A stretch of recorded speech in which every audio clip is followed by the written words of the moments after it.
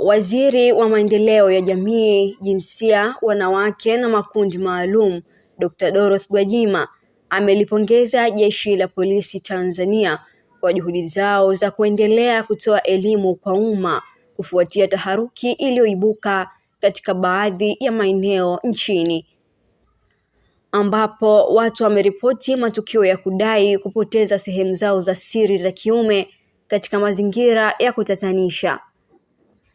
Kupitia chapisho lililorushwa na kituo cha redio Bongo FM na kusambazwa kwenye ukurasa wake wa Instagram, Waziri Gwajima alikosoa vikali imani za kishirikina zinazoendelea kushamiri katika jamii, akisisitiza umuhimu wa kuendana na maendeleo ya sayansi na teknolojia.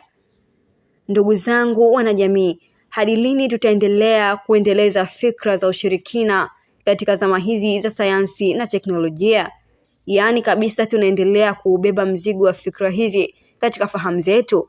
Kweli kabisa, amehoji Gwajima katika ujumbe wake.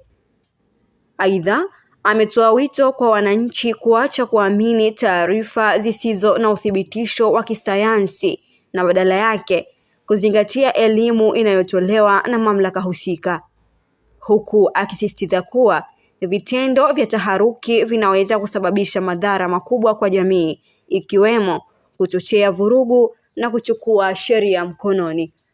Ulikuwa nami Ajmina Ibrahim. Usiache kufuatilia Spruce Online TV.